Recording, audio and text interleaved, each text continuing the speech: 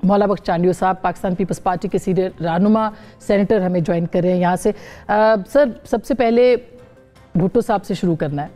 क्या कहेंगे आज पीपल्स पार्टी के जो कारकुन हैं, बल्कि पाकिस्तान के अवाम एक मुंतखब वज़ीर आज़म सरेदार चढ़े और इंसाफ मिला उनको क्या? मुझे आज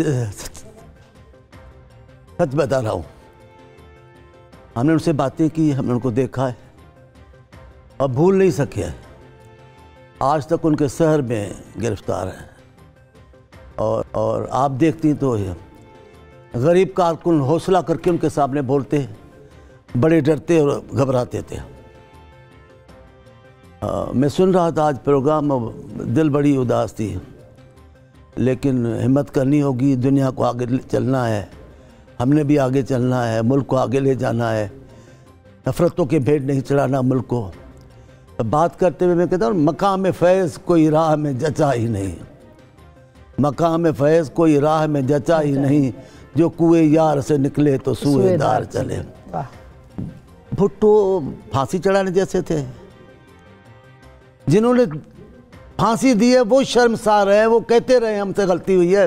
नसीम हसन शाह का तो प्रोग्राम में खुद उन्होंने कहा, मैंने ज़ियाउल्लाह के कहने पे फांसी दी। मैंने कहा जहर नहीं खा लिया आपने?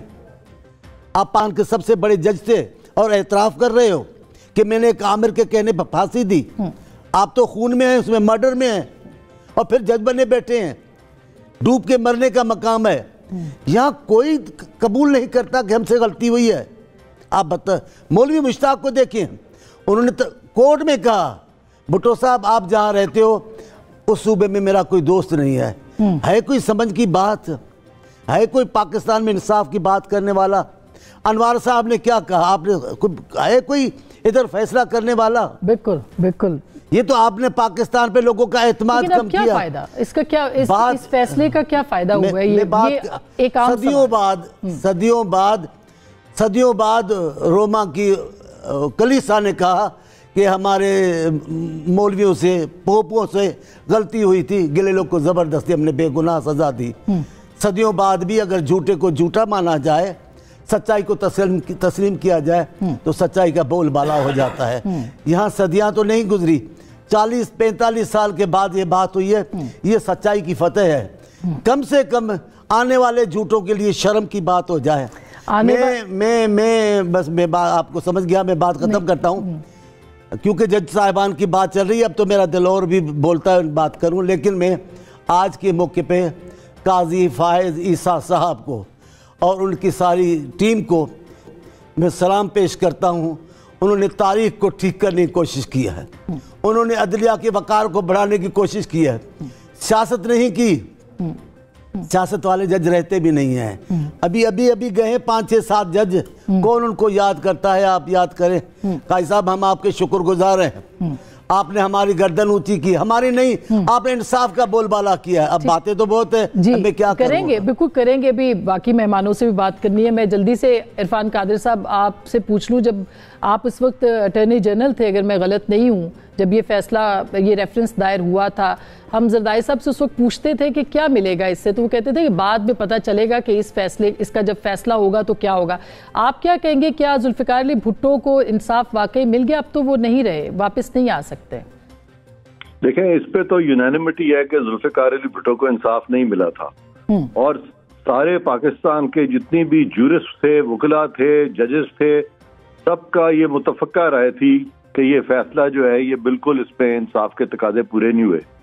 लेकिन एक जो बहुत अच्छी चीज जो आसिफ जरदारी साहब ने की, वो ये कि उन्होंने ये रेफरेंस जो है सुप्रीम कोर्ट में डाला उनकी एडवाइजरी जुरिस्डिक्शन में, कि वो बताएं कौम को कि क्या ये कानूनी एतबार से या मंतकी एतबार से या प्रिंसिपल्स ऑफ फेयर ट्रायल को सामने रखते हुए या उन क्लॉजेस को आइन के जो कि ड्यू प्रोसेस की क्लॉजेस उनको सामने रखते हुए, क्या ये फैसला जो है ये सही था कि नहीं सही था।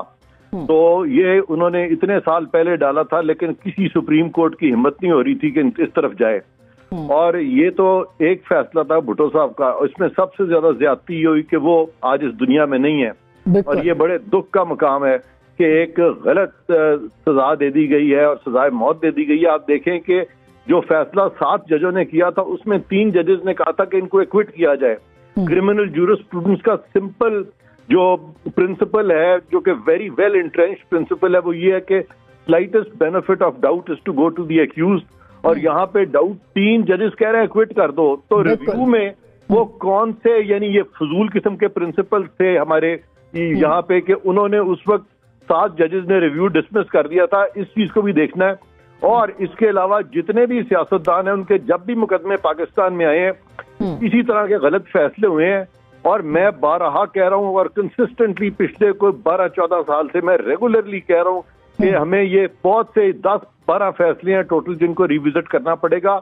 और मुझे यकीन है कि अगर अब आसिफ जरदारी साहब अगर आने वाले दिनों में वो सदर बनते हैं तो वो और भी रेफरेंसेस फाइल करेंगे ताकि ये जो नाइंसाफियां अदलिया ने की हैं यहाँ पे तो इसको करेक्ट किया जा सके। बिल्कुल एक्सट्रीम नाइंसाफी थी कि उन्होंने उनको तख्तादार पे। और कौन कौन से सर, कोई थोड़ा सा इरफान कादर साहब कुछ और भी। एक सेकंड जी सर, बड़ी जरूरी बात आपसे करना चाहता हूँ। भुट्टो साहब के साथ बहुत नाइंसाफी हुई थी और उनको तख्तादार पे भेजा और उनका ट्रायल तो हुआ, गो के फेयर ट्रायल नहीं था। यहाँ पे केसेस ऐसे हैं पाकिस्तान में जहाँ पे ट्रायल सिरे से ही नहीं हुआ और लोगों के खिलाफ फैसले हो गए यहाँ पे पाकिस्तान में।